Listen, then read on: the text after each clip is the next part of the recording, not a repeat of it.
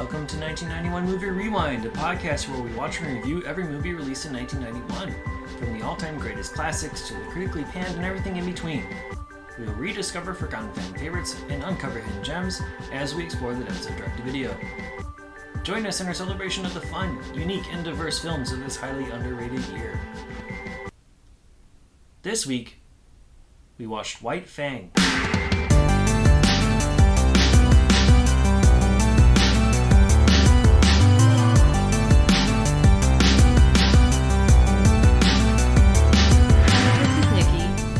This is John, and thank you for joining us on 1991 Movie Rewind.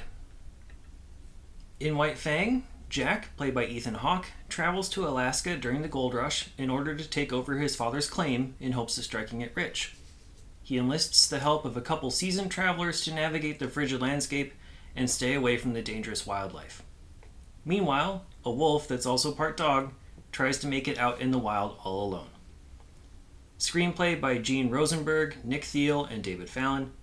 Directed by Randal, Kleiser, and released on January 18th, 1991. So have you seen White Fang before? Yes, I have. I figured there was a good chance of you seeing this. Okay. I don't know if I have. I don't recall. Okay. I don't remember anything about this movie, so I'm going to say I have not. Okay. The live-action Disney stuff when I was a kid never really appealed to me all that much. I think maybe because we had the Disney Channel, because I remember watching all of these like live-action Disney movies. That could be. Yeah, it could be. Yeah, the Disney Channel would have probably had these on repeat all the time. Back in those early days. Back when it was a premium channel. I don't know. Like, it's also that period piece thing, which doesn't really appeal to me. I mean, the reason why I love this movie is because the animals. Oh, like, anything with animals. And then I like stuff like the bear. I don't think... That's not Disney, I don't think. I don't remember if the bear is Disney. Those types of, like this and the bear, like I loved those movies growing up. And then even cheesier stuff like Homeward Bound. We watched Homeward Bound. I do remember we watched that, like where they make the live action animals talk. Yeah. Even if they don't, like nowadays if they were to do Homeward Bound, they'd make the stupid mouths mouths. They would make their mouths moves I don't like the mouths moving. You don't just need it. Make them think that they're talking. Yes. They can communicate telepathically. Yes. It's perfectly fine.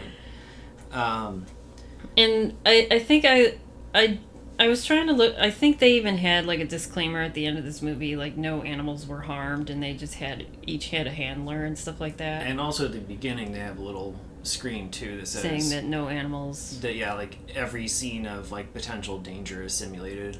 Yeah. Okay. Because that was my concern. But I miss animal actors, I guess. Like, you don't... It's, like, when you have movies with animals in them, it's all, like, CGI'd now, mostly. A lot of the... Like, the last... The stunts that dogs or the last movie I remember that we saw that had animal actors was that Cruella movie. Sure. But even that, like, there's a lot of CG in the Cruella movie. But, the dogs running down the street and stuff like that. Yeah, they showed... But a lot of the times they do have their dog handlers when they had the real dogs, and then showing them act, quote unquote, was like good acting, I guess. That's what I missed, I guess.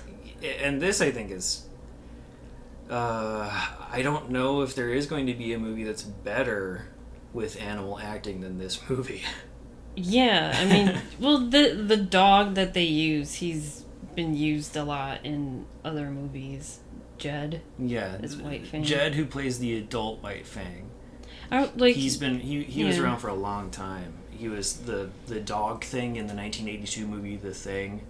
Yeah, that's what I was thinking. Is he the dog that was in the beginning that's running? Like the first, remember in the beginning where the dog is running and the guy is like landing from a helicopter and you see the dog running? I'm assuming it's him, Jed. I believe that's what they mean by dog thing, yes. Well, because in the thing, there's like an area where there's like 5 dogs that like turn into the thing. I know. But I feel like that was probably all fake, not fake real. Dogs? So he was all the dogs? No, I think he's the one that you're thinking of in the beginning. Okay, alright. That's my guess. I'm not 100% sure. But yeah, Jed was that dog thing. He's been in Journey of Natty Gann. He's in White Fang 2 as well, because we'll talk about the Disneyfication of this in a minute here too. And also in a Dead Kennedy's early years thing. He lived a full 18 years of life and acted for a long bit of that. But aside from just Jed, like even all of the animals that they have, like the one who played White Fang's mother and like the baby White Fang. I don't know what animals those were. I don't know if they were given names in the credits anywhere that I missed, but it's like watching a National Geographic movie about wolf culture.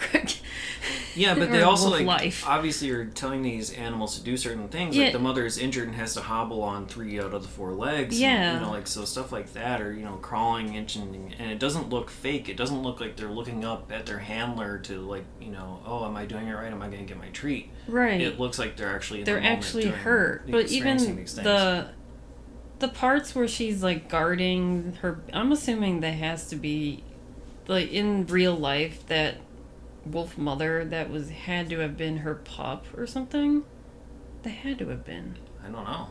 But it's just the way it's very mothering to it, giving its food, and then the way they cuddle together. Yeah, it's was amazing to me. I don't know, just to see this. And obviously, a lot of those scenes are designed to pull at your heartstrings, but it works. And then you have supporting dogs with the sled that's pulled by Jack and Alex and Skunker as they go through the wilderness, and then the wolves that attack hound them and then the dogs, bear. Yeah, the bear, and then the dogs. The dogfight dogs. The dogfight was like. I mean, that's a lot. This is a lot of work with animal handling. Yeah, and some of the people who are in this movie who are credited as small roles, they primarily are just animal trainers. Like one of the 3 thug characters, Tinker. Okay. This is his only acting role. His primary role in the movies is as a bear trainer.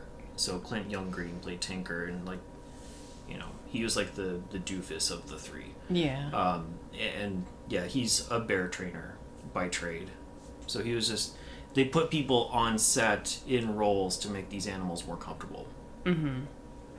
So, and you have Bart the bear. Yeah. World famous actor bear who's been in things like Benji the Hunted, Great Outdoors, The Bear. He was the bear in The Bear. Homeward Bound. The baby bear? Possibly. I don't know. Maybe he wasn't the bear in The Bear, but he was in the movie The Bear. A bear he in was The a Bear. bear in The Bear. Homeward Bound 1 and 2, Legends of the Fall, 12 Monkeys, The Edge, and he even presented at the Oscars in 1997. That's so weird to me.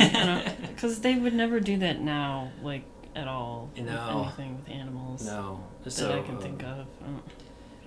And Bart the bear passed away in 2000. At 23 years old, and I have no idea what a typical lifespan for bears is, but he passed away from cancer, so it might have been a little bit early than normal. But yeah, tons of animals involved in this whole thing, and amazing acting all around. It's going to be. I know we've had some early contenders for best animal performance for our end of the years. I mean, I feel like all the animals in this movie. Yeah. All the animals in this movie gets best animal. Right. So I apologize to the dog from Mom. Yeah, but, they've been squashed, and now it's all of these animals in this movie. So I mean that's honestly, that's the reason you should be watching this movie, is to see the animals and the performances. Like you were saying, the dogfight portions of it is really realistic in most of the shots. They don't show a lot, which is good. Yeah, some of the, like, the most brutal parts are going to be happening, like, off screen. Yeah, or something they where just show clearly looks like a stuffed animal. There were some parts where I could like when White Fang was wounded after the dog fight and they're carrying him. It's like obvious that they're not carrying or the when they're actual doing like dog. the hardest bites, you can see it's like a stuffy toy practically. Yeah. So there are a couple shots like that when they feel like they need to, but it's mostly they're showing the people that are like gambling on this dog fight, and then you hear growls and stuff like that. Yeah, you hear the noises, you see things like in shadows, you see things in like the reflection of the guy's glasses. They try to find ways to keep you in the action while not showing you the action, because it can it's disturbing. Exactly. I'm glad they didn't show all of that, because this is a Disney movie. It's a PG movie. And this is like already, I know a lot of Disney movies are traumatizing, and then already that's traumatizing. Yeah, and honestly, aside from that, I'm a little surprised it got PG and not PG-13, because you also have that one scene where the dead body flies out of the coffin, and it's like, I don't know. That didn't really, like, as a young person, you're probably like, what is that? Like, you don't really realize that's a dead person? I don't know. I think I would have. I don't know. Yes, the skin is overly blue. They turn him If it was an actual, like, decaying skeleton thing, I think it would be scarier. He was probably preserved by the cold and the ice. Yeah. And that dead body's also carrying a dead dog as well. Basically the sled is carrying this guy Dutch, who has passed away, and so they're going back to his spot to bury him as part of the trek to get Jack to his claim. And at one point everything falls down the hill, and the sled breaks free from the dogs and slips out of the coffin. The dead body comes out of the coffin and slides onto the ice, and Jack goes after it and falls in, of course. He's freaked out by it, but that whole scene where the ice breaks and then the dead body goes in and then he goes in and they're trying to save him, Jack, and this dead body is like, that's too much anxiety. I don't know. Well, okay, Jack is dumb, right? He's like a city kid going into the wilderness. Yeah, I think he's from San Francisco, perhaps? Yeah.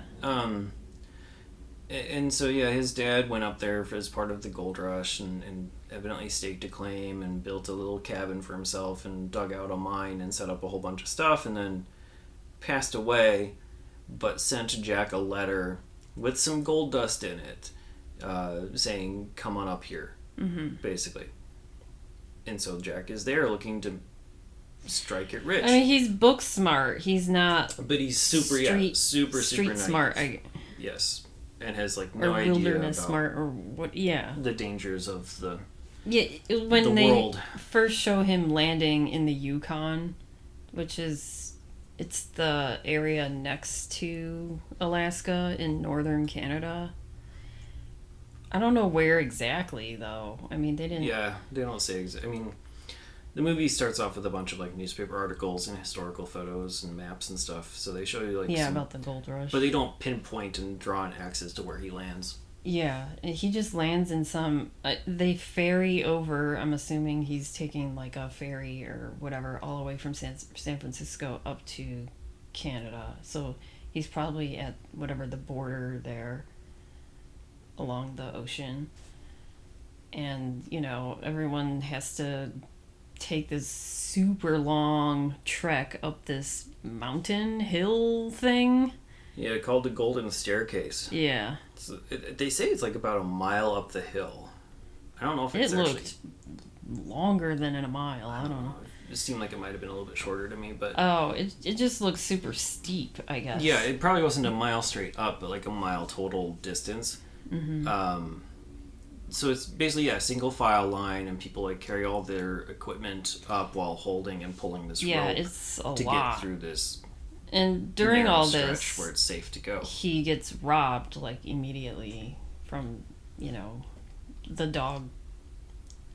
The recurring bad guy. Yeah, the trio. recurring bad guys who are the dog fight guys, but they also they just want money, so they're just robbing people and scheming, and the best way for them to get money is to do these dog fights, because one of the dogs you see in the beginning, there's like a big Saint Bernard type dog in a box. Mm-hmm. Or not really, kind of like a cage it's box. like a crate. Yeah, crate cage. Coming from San Francisco, and the guy, what's his name, Beauty Smith. It's such a weird name. You got Beauty, Luke, and Tinker are the three. Yeah, Beauty Smith is is the leader, saying, this is my prize fighting dog all the way from San Francisco or whatever. And Jack goes up to it, and the dog's like growling at him. And he gets robbed by these guys. Yeah, so I mean, he kind of like gets thrown into the. He's like very naive, because those guys they're sort of friendly with him. They're like, oh, where are you going? Blah, blah, blah. Like they're talking. Yeah, they're clearly like scammy type talking. It's like, oh yeah, we know this guy you're talking about. Yeah, just come with us. Yeah, we know everybody around here. Mm-hmm. Just talking out their ass, and then And he's just too naive and believes them, and he gets robbed.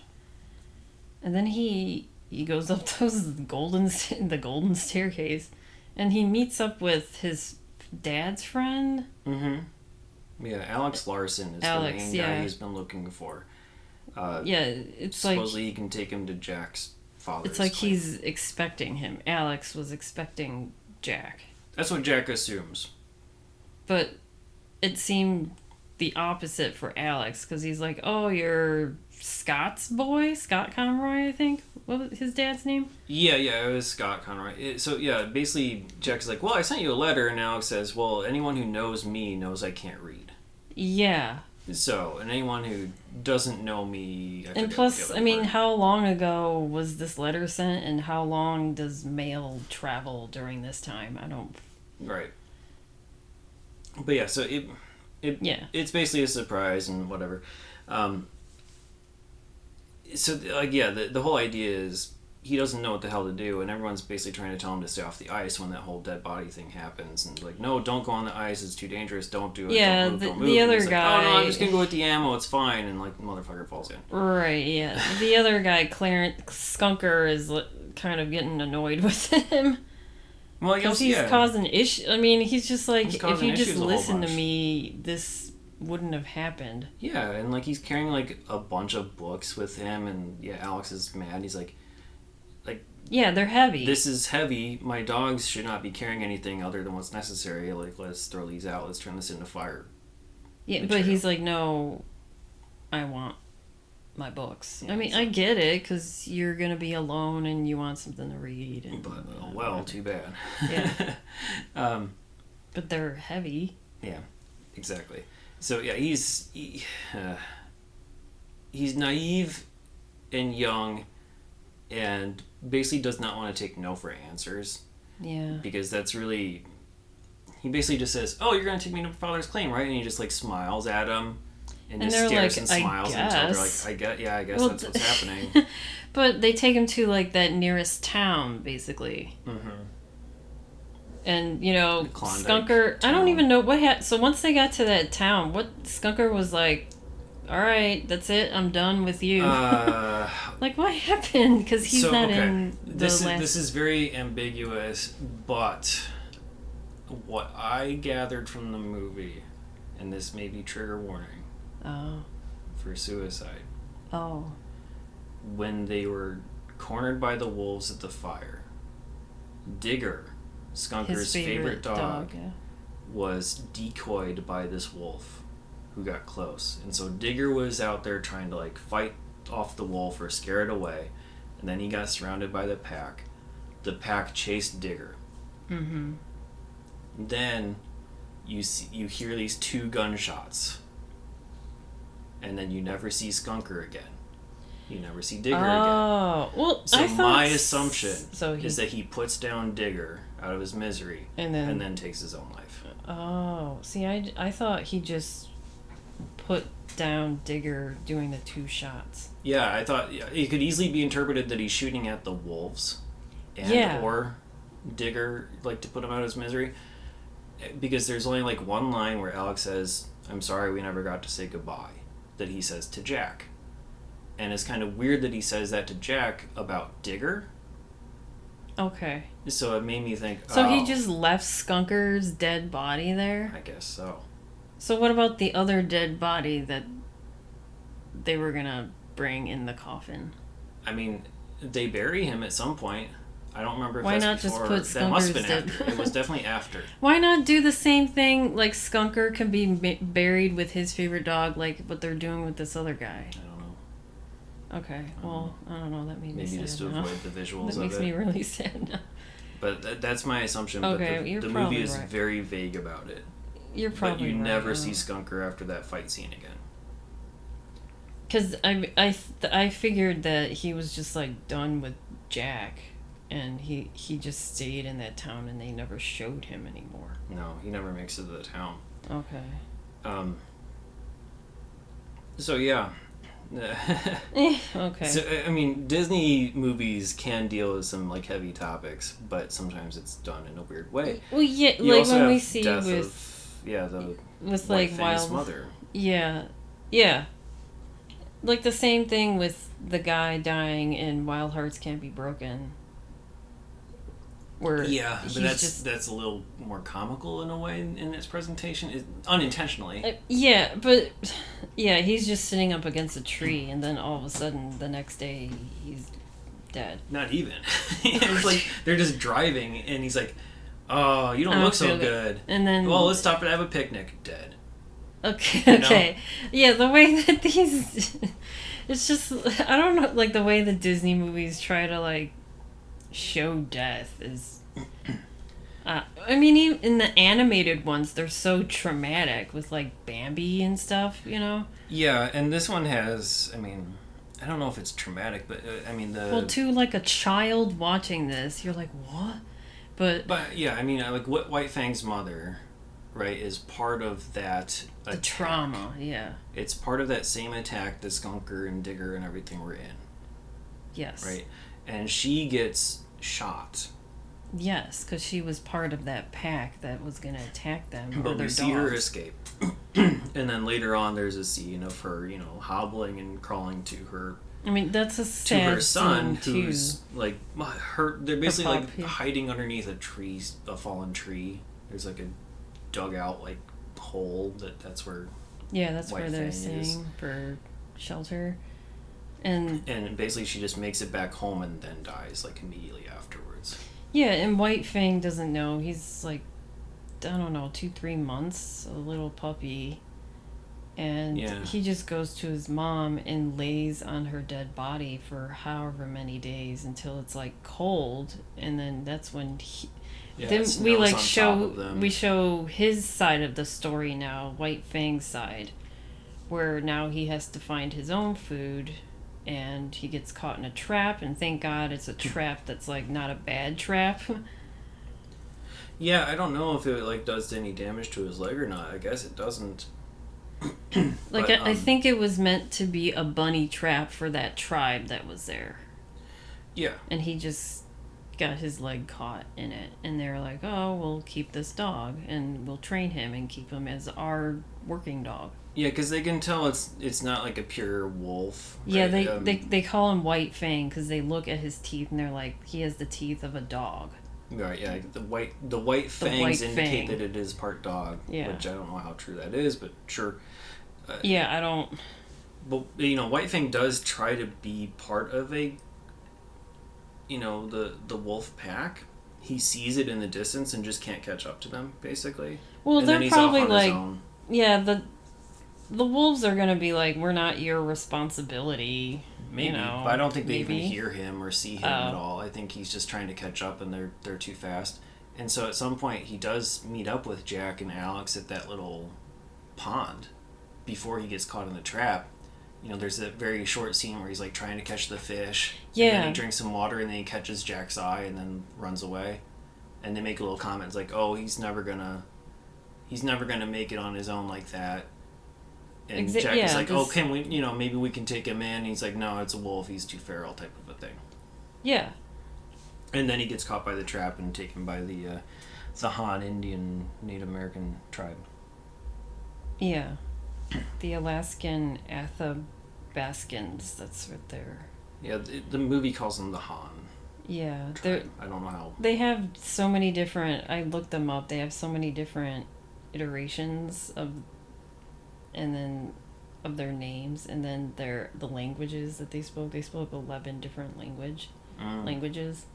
But the one that, like, when we were watching with the subtitles and it says speaking Athabascan, I think. Sounds right. And yeah, they're Alaskan natives, like northern Canada Alaskan natives. And so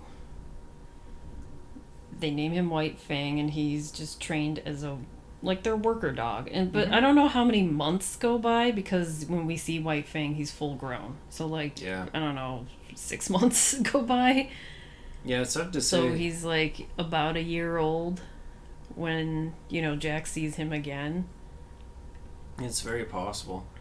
Yeah, it kind of weaves in and out of his life. Now, I mean, I don't know the book. Me neither. So I know that this movie has been made many times. We have not watched any of the other versions of this movie either. Prior to this that I know of, there was one in 1925, 1936, 1946, 1973, and then 1973, and then this one. And then I think it's been made a couple more times since, including what you said, 2018 for Netflix? That's animated. That's all animated, and it's White Fang's perspective, so it's not like how this movie is. This one's like partially White Fang's. It's like parallel storylines where they converge eventually. Yeah. Yeah. And I don't know if those other movies do it like that. I'd be very surprised. This feels very Disney. Okay. Where you're following the animals around and getting introduced to their personalities and their emotional attachment to these animals by seeing them in their element, and again forcing the emotions by having these animals act out these scenes. Mm-hmm. That feels very Disney to me. Yeah. And then the other aspect of it is that Disney of course made a sequel to this because Disney can't this did so well. Well, but also they can't let any property alone and just stand on its own merits. I know. Yeah, they could have just kept this because it's fine on its own. And then the sequel doesn't even show Jack. It's like another person. It's not even Jack. I think he's in there as like archival footage. Oh, so because Ethan Hawke is credited on IMDb as being in there in the second one, but I think it's like archival. They could have used an older actor to be as Jack Conroy with White Fang. It's like a totally different character, is what I'm saying. It could be. It's not even Jack Conroy with White Fang anymore. Yeah, I don't know. I don't know. I don't. Really I never. Care to I don't watch think it. I never watched the second one. I don't think. Is 1994's Myth of the White Wolf is the subtitle of it. But yeah, it's just interesting that they basically cannot let any piece of like classic literature alone. They. Yeah, they gotta expand it, and I don't know. I'm glad they just did a second movie and not go beyond up to number 19, like a lot of other Disney movies or whatever. Yeah, I wouldn't be surprised if they try to do it again though, since they try to bring back a bunch of other stuff. Yeah, they do stuff like Black Beauty and stuff like that. They always redo Disney movies. So you never know; it might be in the works. Yeah, it's interesting. So there's not much of a cast in this. It's really just a bunch of recurring characters that appear and then disappear for a while and then come back, like those three thug people in the gang. they're there at the beginning to steal things, and then you see them. Gray Beaver is the leader of the Han tribe. I'm just gonna call him Han because that's what the movie calls it. So I apologize if that's not accurate. But Gray Beaver goes into town with White Fang. The three thugs see them. They get reintroduced to the Saint Bernard, and they basically force a fight while Gray Beaver's in a building doing something, and then they're bullying. Yeah, manipulate the whole situation, basically saying, "What are you going to do? This illegal wolf attacked our dog," which isn't true. It was self-defense, but no one can prove it, and no one cares because white versus Native American, and so basically the solution is basically that they want that wolf. Yeah, Gray Beaver is like, I'll give you money, I'll give you here, this is all the things that I bought here, and they're like, no, we want your dog, your wolf. Yeah. And poor Gray Beaver is like, okay, well, he doesn't want to get arrested or he doesn't want to be jailed for having an illegal animal in town and whatever, and he buys into manipulation. So he just reluctantly, sadly sends White Fang to these three guys. Right. And so they train him. They train him to be a dog fighter, and he is the best dog fighter for a while. I don't know how long, until someone brings a pit bull. Right. And this pit bull is about to win, I guess, against White Fang, because White Fang is just kind of laying there. Yeah, he's definitely about to die. I guess we should probably say ahead of that is the whole scene where Alex and Jack meet up with Gray Beaver and White Fang in the town. Yeah, because this is when... That's when the bear attack happens. Yeah. That's before Gray Beaver goes into that town. Mm-hmm. Months go by, I'm assuming. They're in the first town that they're in, where Alex meets up with his girlfriend, wife, fiance. I guess girlfriend, I don't know. Because I think... They own a bar, or she owns the bar, but yeah, they definitely have a relationship. Belinda. Mm-hmm. And, I guess they're there for a few months. I have no idea. The way that time goes by is... Very tough. Yeah, because it seems like days go by, but it's more like months or even maybe weeks, years, whatever. And then Jack really convinces Alex to take him to his father's, where he used to stay, and where Alex knew where his father's cabin was. Yeah, he just didn't want to go that far. And he's like, this is a wasted effort. There's no gold up there. It's not worth the time and the trouble. You need a partner. And that's when Jack is like, okay, well, you can take me. He's just getting, no for an answer. And Alex is like, I want to stay here with my girlfriend. I don't want to go any further. The whole arrangement the whole time was, I'm just going to stay here. But they eventually... take you this far, and you're on your own from there. Yeah. But eventually, I don't know, however many months go by, and Alex is like, okay, I guess I'll take you there. But they go to Gray Beaver's tribe first. Yeah, to get something, supplies of some kind, I think it is. It was just on the way up. And they stay with the tribe for I don't know how long, but that's when Jack meets White Fang again. But he doesn't recognize him. He doesn't know for sure. Yeah. But White Fang, I mean, Gray Beaver is he's not a pet. He's our worker dog, and he was raised to obey us, and do whatever we say and whatever. And Jack is like, oh, I want to play with him or whatever. And White Fang is, very... I don't want to say standoffish with Jack. Or not really standoffish. He's just who is this guy? Yeah. Leave me alone. I'm you're not making me work, so what do you want from me? Right. That's what White Fang is like. Until Jack gets almost attacked by a bear, and that's when White Fang saves him. And before Jack goes on to his father's cabin, he gives White Fang some jerky, and he was like, "Thank you for saving me." And that was that for a while. Yeah. Until they show like a montage of Jack and Alex, trying to sort of like rebuild Jack's father's cabin up a bit, like just kind of clean it up and start mining and looking for gold.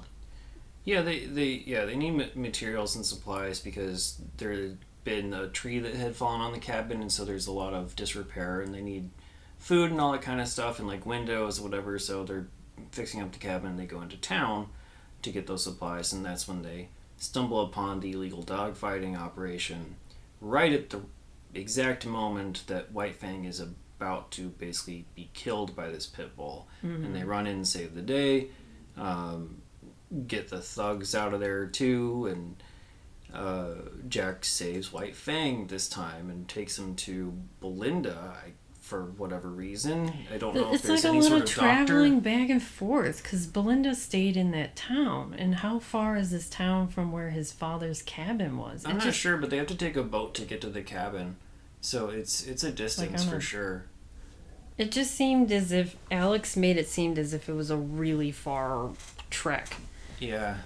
I mean, it is probably pretty far from a town in general. So, whatever the case, they are able to fix up White Fang enough and bring him back to his cabin. And Jack has to try to teach him not to be afraid of humans anymore, and that he doesn't have to fight and all this kind of good stuff, and it eventually works out pretty well.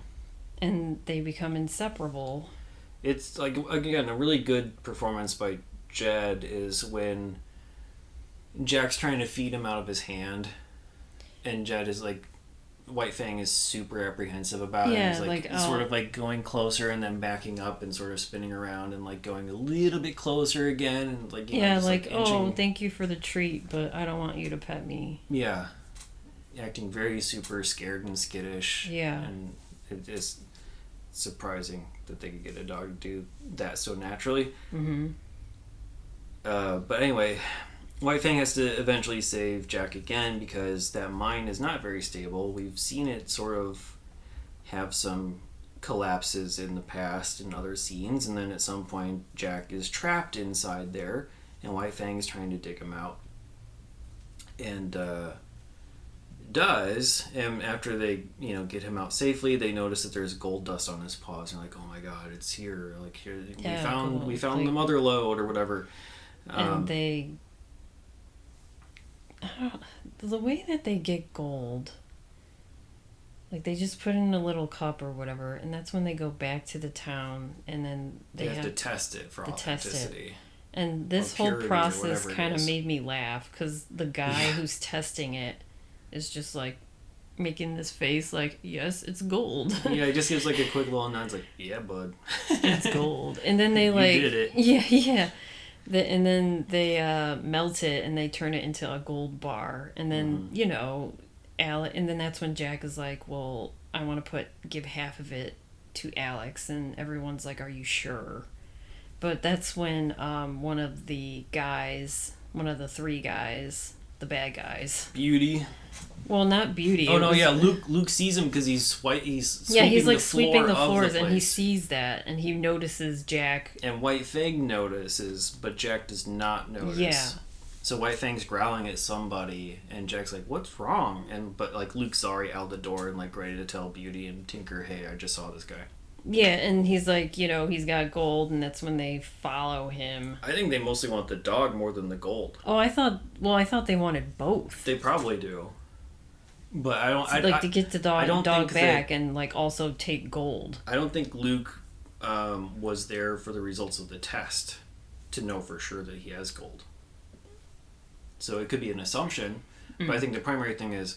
I found the dog. Yep. Yeah. So they follow him back to the cabin. There's like a shootout. They basically like smoke them out of the house. They Yeah, and Alex stuff up the chimney Jack and set a fire to the place and all this kind of stuff. And yeah, and poor Jack's, his father's cabin is like half of it is up in flames, and that's when they also have White Fang. They kind of trick these three guys, and White Fang also is confronted by Beauty, and that's when White Fang starts attacking Beauty, but Jack is like, no, just leave him alone, let him go. Right? Like the other two guys, I don't think any of them died. No, I don't think any of them died. I think the only time that White Fang is able to let Beauty go is after he gets the gun from the one.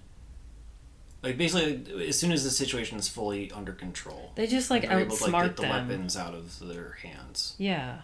Yeah, they basically are able to. None of them die because they are seen pulling the sled in the next scene. Like, they are hooked up to the sled, and so the three bad guys are now pulling the sled into town and basically being humiliated on their way to jail. Yeah. So, yeah, none of them die. But yeah, White Fang basically saves the day again. Yeah. Because they open the door and then he jumps up on them and yeah. Like, he starts attacking them, but Jack is like, no, don't kill him or anything. And that's, that's when they take him into town to get arrested or jailed or whatever they do. But that's when Alex and Belinda are like, we're going to open up a hotel in San Francisco with this gold that they found. And they tell Jack that he's going to be half partner and to come back with them, but you can't bring White Fang along because he would not be a good city dog. Right. And the whole thing with Jack trying to tell White Fang to go was sad. I'm wondering, like, how often that has happened in other movies prior to this, because it's a lot of what you expect to see in this type of a scene where he's trying to, like, yell at the dog, like, get out of here, go. And the dog just sits there and just stares at them for a long time. And then they get mad. It's like, you stupid, leave, Yeah. Like, he's not actually calling them stupid. No. But I've seen other movies like that. Yeah, I wonder when that started.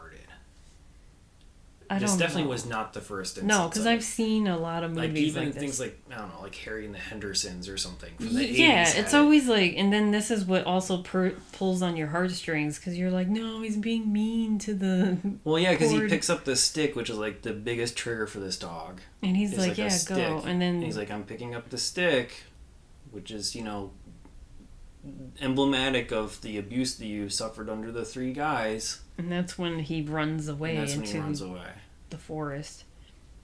But I don't see, and then this is where time is weird to me in this movie, because it seems like the next day Jack changes his mind. Yeah, they're about to get onto the boat to head towards to San Francisco again, and he's basically like, I cannot do this. I need to stay here and be with the cabin, whatever. Yeah, he doesn't say with White Fang. He says, like, I need to stay here with the cabin. But yeah. I think he's always hoping that White Fang yeah. Yeah. And they do. Yeah, he could, and then, Alex is like, your father would be proud, and you're always welcome in San Francisco. Yeah. Like, you're part. I'm assuming, like, he's gonna mail him money or something, right? Probably. If he needs it, who knows, right? And, yeah, you see Jack going back to his father's cabin, trying to rebuild it, and then in the distance, White Fang is there, and they reunite. Yeah. And then evidently something else happens in White Fang too. I have no idea. So, how much of that is part of Jack London's classic story, I don't know. I don't know either. So, anyone who is more familiar with those novels, feel free to enlighten us. In school, we had to read Call of the Wild, or we were supposed to. I'm not going to say I did. don't think I've read any Jack London. But Call of the Wild is the one that was assigned to us in school. So is it in the perspective of the animals? Call of the Wild is not. Okay. The parts that I remember of it. Okay. I mean, yeah, I don't know. But they're all about like wilderness and survival. Yeah, because Jack London was into animal in this area, preservation and rights and stuff like that. It's really, really tough to say. I don't know. Whatever. I'll also say that, like, aside from just the animal performances, something we didn't really talk about a lot is the visuals of this movie, because it's virtually outdoor, and it's just beautiful landscapes all over the place. Really vibrant colors. You got the stark white, and you have the beautiful blue skies and the vibrant green trees all over the place. You have this one scene where the baby White Fang falls into this ice cave, and it just looks amazing. Yeah. Spectacular all around with that stuff. So let's quickly go over some of the cast and crew that we haven't talked about. There isn't a large cast like we talked, like I said before. We got Randal Kleiser as the director. He is an Emmy nominated for The Gathering, also a Saturn nomination for Flight of the Navigator, and also Honey, I Blew Up the Kid. He's done things like Boy in the Plastic Bubble and Grease and Blue Lagoon and Big Top Pee-wee, so he's done a whole bunch of variety. Jeanne Rosenberg is one of 3 writers. She's done Black Stallion for Disney, Journey of Natty Gann, and also Bambi 2. Nick Thiel also did Bambi 2. We've seen his other movie, V.I. Warshawski, already, and we've talked about some of his credits back then. David Fallon did Split Decisions, White Fang 2, so he was part of that movie, and also the Call of the Wild TV series that happened in the year 2000, which I didn't know was a thing, so he's been involved in another Jack London production. Jack London is known for Call of the Wild, The Sea Wolf, and then this, amongst others, but those are his 3 most notable ones. Ethan Hawke is Jack. We're going to see him again in Mystery Date in 1991. He's known for things like Dead Poet Society, Gattaca, and Great Expectations. Oscar nominated 4 times, 2 for acting, Training Day, and Boyhood, and then 2 for writing for Before Sunset and Before Midnight for the screenplay. He's credited as partial for that because of all the improv that's in there. MTV Movie nominee for Best Kiss twice, once for Reality Bites and once for Before Sunrise, and also nominated for their category Best Scared as Shit Performance for The Purge, which did not exist in the 1992 MTV Movie Awards. They did not have Best Scared as Shit Performance. Things when that became a category. I don't know. It might have just been that one year. I don't follow. But, I don't follow MTV Movie Awards anymore. No. I don't. I'm assuming it still goes on. It still goes on. Yeah. I just don't watch it. I think they combine movie and TV together in one award show now. Yeah, that's why I kind of stopped like 20 years ago. So yeah, but it was a lot of fun back then, which is why we always mention it. Yeah, it was fun in the 90s. Oh yeah. We got Klaus Brandauer as Alex. He's an Oscar-nominated and Golden Globe winning actor for Out of Africa. Emmy and Golden Globe nominee for Introducing Dorothy Dandridge. He's also been in movies such as Mephisto, Never Say Never Again, the James Bond movie, and we'll see him in 1991's Becoming Colette. Seymour Cassel, or Castle? Is it Cassel? I think it's Castle. He played Skunker. Oscar nomination for Faces. I know him most for Rushmore as Max's dad in Rushmore. He's been in Life Aquatic, Dick Tracy, in The Soup, where he got a lot of independent acclaim and film festival award nominations for his role in The Soup. He'll be in a few more 1991 movies as well: Mobsters, Cold Heaven, Diary of a Hitman, Dead in the Water, and Face of a Stranger. We got James Remar as Beauty. He's going to be in the 1991 movie Brotherhood of the Gun, which is not on our list, and also Wedlock, which is also known as Deadlock. He's known for his roles in The Warriors, Cruising, Drugstore Cowboy, 48 Hours. He has a role in Too Fast, Too Furious. He had a small, 10-episode arc in Sex and the City as one of Samantha's boyfriends, I believe. Yeah, it was Richard Wright. Harry Morgan in Dexter. He's been in Black Lightning. He does voice work for DC. He's the voice of Two-Face and Black Mask and some of the DC animated stuff. Bill Moseley as Luke is well known in the horror world for things like Texas Chainsaw Massacre 2, where he got his start as Crop Top. He's been in The Blob, Night of the Living Dead 1990, Army of Darkness. He's in House of a Thousand Corpses, Devil Rejects, Carnival, Halloween 2007. So he's, he's like a cult legend in the horror world, we'll say. And then the last person I want to mention really quickly is Heather, who played like the barmaid. Okay. Was played by Suzanne Kent. I just want to mention her because she was Mrs. Renee in Pee-wee's Playhouse. She's going to be in the 1991 movie Dream Machine. But also, I recognize her instantly as... did you ever watch Taxi? The TV show, The TV show Taxi? Yeah. She was part of like that, I don't know, seminal episode Blind Date, where Alex goes on a blind date with somebody, and then, she has like this big monologue of how it's basically like don't judge people by their looks type of a thing. Like it's this big long thing about you didn't expect me to look like this, and like they were talking over the phone a whole bunch, and then he goes to meet her and he's like disappointed, and like it becomes like a whole thing. Anyway, the theme song for Taxi is called Angela's Theme. It's based on her character. It was only meant to be music for that episode, and then it became the theme song for the entire show. So that's her, Suzanne Kent. So that's our little mini pause on the credits in a sense, but she's a character actress who's done a ton of stuff. Awards, honestly none to speak of, which is kind of weird. I thought it won... It's something award. Like a Genesis Award, but I've never heard of it, and I don't really know what they are, so I didn't mention it. Oh, it's something by the Humane Society. Oh, okay. That's what I think the only award, which is weird, why I didn't get any, even something with like animals, but I guess this is like a Humane Society award. Yeah, and not even as part of that joke montage, Best Animal Performance MTV Movie Award thing. I guess because this is too good. Serious. Yeah. Yeah. It's not like a pig walking down the street in Doc Hollywood. It's actual acting from animals. So we'll move on to true crime and pop culture. Okay, so this movie was released on the same day, January 18th, 1991, as Terror Within 2. And then it was also the day after New Jack City. So a lot of the TV is going to be the same, so I'm not going to talk about TV. But on January 18th, 1991, sports-wise, you may know this. I don't know anything about tennis. I don't know anything about sports.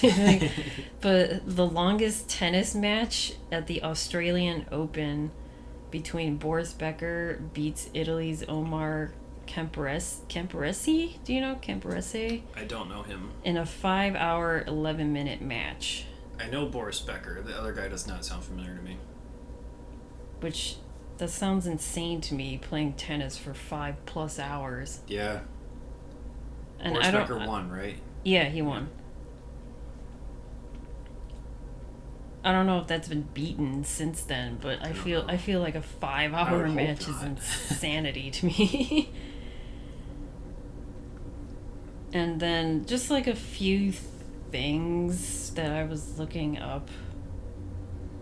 Like within the movie, they talked about how, I think it was Seymour Castle's character saying how wolves are the devils of the earth or something like that. He made some sort of comment saying wolves are the devils. Yeah, wolves be the devil on earth. Yeah.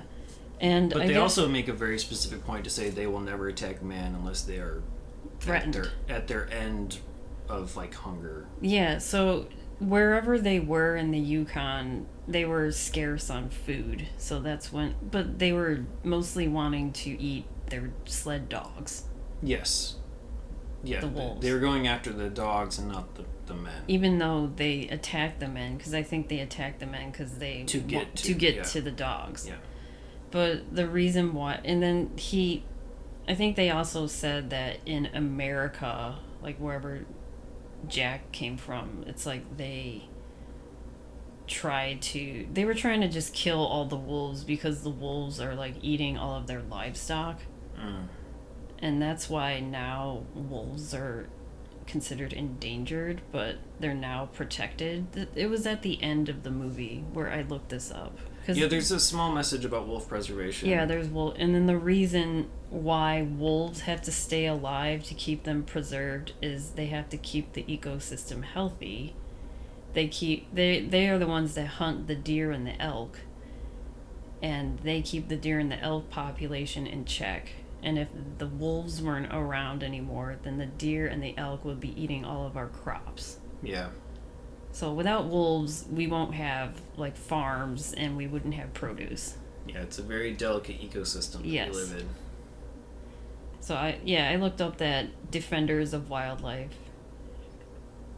And then I also looked up how do jewelers test gold, because the way that they test the gold in this movie just cracked me up too much. So yeah, the way they did it was... They made a bar and then they chiseled off a piece of the bar and then put it into some liquid. Yeah, so it goes in nitric acid. So a jeweler will place a few drops of the acid onto the piece of, quote, gold. And if the liquid turns green and gives off some sort of fumes and bubbles, then it's not gold. It's copper. Mm. So but the way that they did the whole gold testing just made me really laugh, because the guy was just like nodding in approval, like, yes, you have gold. Mm-hmm. And then every time he did something, he was just always nodding in approval. And I'm like, what's he doing though?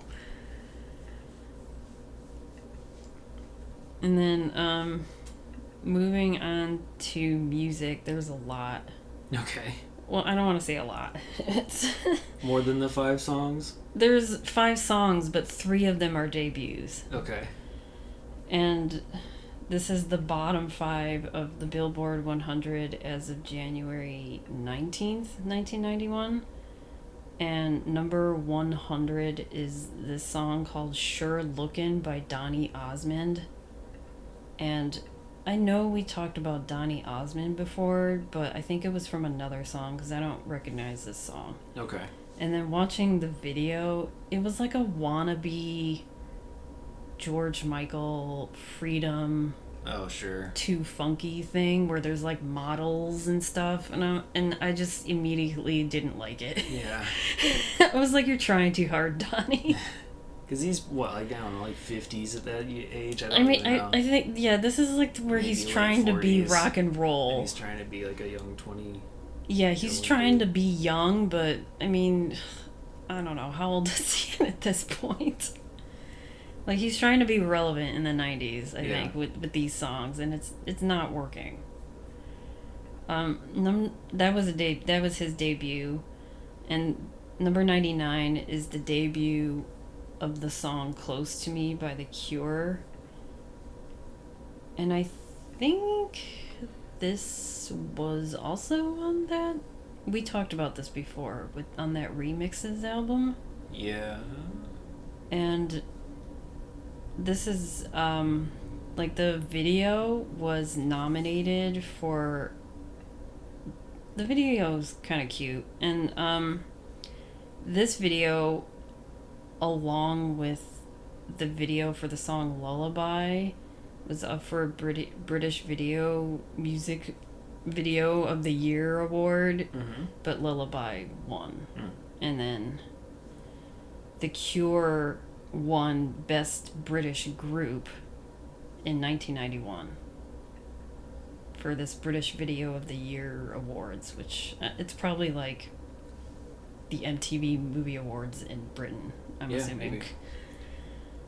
Maybe. I've heard that song so many times, but I don't think I've ever seen the video. Yeah, I don't think I've seen it until before we recorded. I kind of don't remember that video. I know the song.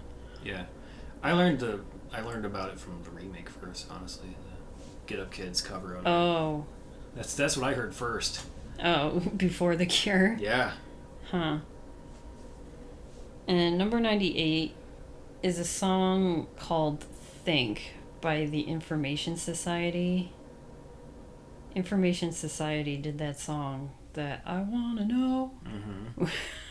Because I That's was not like, this? no, that's not this song. Even though it's called Think? I want to know what you're thinking. No, This isn't Think? that song is called What's on Your Mind. Oh, okay. This song is called Think. Okay. Even though they use the little... I don't know if you really know that song really well. Like, the beginning of this song, it says pure energy, like really loud, like in the beginning. And I learned that's a vocal sample of Leonard Nimoy from Star Trek. Oh, okay. I didn't know that. But this song was 16 weeks on the charts, and it peaked at number 28. And number 97 is Belle Biv DeVoe. The song is BBD, I Thought It Was Me. Okay. This is on the same album as, Poison. And what else did they have? They had so many hits. It was on the Poison album with the song Poison, and then also Do Me. This is like their debut. This single was the debut for 1991. But that album was released in March. It was in March of 1990, so it's like... It's almost a whole year for them. Yeah, almost a year for this single to come out. Huh. Which, I mean, I don't know how things work. No. Different back then. Yeah, with releasing singles for albums. I don't know how that works. But that was 15 weeks on the charts, and it peaked at number 26. Number 96 is another debut of a group that I've never heard of before, and I think the song is called Jealousy, and the group is called The Adventures of Stevie V. When I look at that, I think of I guess I'm thinking of Steve Vai or something. Sure. I'm thinking of someone who's going to be playing some rock music or some guitar, but it's not. And it's like a British dance group. And their I don't know if you know this song, their most notable song is this dance song called Dirty Cash. If I heard it, maybe, but probably not. Okay. That song, I didn't know this group did that song, because I know that song, and I put it on my playlist immediately, because I was like, oh, I know this. But this song is called Jealousy, and they only had, this group, they only had 2 albums, one in 1990, which this song and that Dirty Cash song came from. And then they released another album in 1993, and that was it. And I guess it's it's 3 people. It's this guy, Stevie V, who's like the DJ, and then the singer, and then another person. And the Stevie V, he went on to teach music technology in Bedford College. This is in Bedford, England. So we'll move on to rankings and ratings. Where on your 1 to 5 star scale are you going to put White Fang? I'm going to give this a 4. On my 0 to 4 star scale, I think I'm going to give it a 3. I think I'm just going to do a 3. Okay. The animals make the movie. I mean, the human acting is good too, but the human plot is basic. Whatever. It's basic and whatever. I want to see more animals, and even the animal plot is kind of, it's what you expect, but it's just really well done. But it is pretty basic, and no idea how true it is to the source material. So maybe the basicness comes from that source material. Tough to say for us who are uneducated. Every movie is worth watching once. Would you watch it again? Yeah, I would watch this again. Yeah, I would watch it again too. I'd probably honestly rather watch this than even try to watch the sequel, White Wolf 2. A White Fang. Yeah, White Fang 2. Yeah, I'll watch White Fang 2, I guess. Just I would see what the story, what they have going on next. I'd be interested to see some White of the Fang. older versions of White Fang. Yeah. It'd be cool to kind of compare because they would probably that. also have animal acting. Yeah, and just to see how different they are, because I have imagined that there's quite a bit of variance in how these things are handled. So I would definitely watch this one, but I'd also watch other versions. I don't think I want to watch the 2018 one, though. The animated one. That's fair. It's another. This is my problem with, like, whenever I watch, quote, kid movies, I don't like that type of animate. Like, when I looked at it, I just don't like that type of newer animation, I guess. Sure. And then with dogs talking and their mouths are moving, it bothers me. Yeah, I mean, also, when you have something that's animated, it does take a lot of the tension out of it because you know it's totally fake, right? You know, Yeah. they can make whatever they want happen on the screen, whereas, I don't know, there's a different vibe when it is real practical effects and actual animals doing some of these things. So it definitely heightens the experience. If you out there want to watch White Fang, as of this recording on July 2022, it's available on Disney+, digital rental, VHS, or DVD. As always, check your local listings. You can listen to us on all of your major podcasting platforms. Please remember to rate, review, subscribe, and tell your friends. You can email us at 1991movierewind@gmail.com. Follow us on Twitter, Instagram, Letterboxd, and YouTube. Just search 1991 Movie Rewind, or go to 1991movierewind.com for the full list of movies along with show notes and more. Next week, we're going to continue our Family Fantasy Month with And You Thought Your Parents Were Weird. That's available on Tubi, Freevee, Vudu, digital rental, or VHS. We will see you then.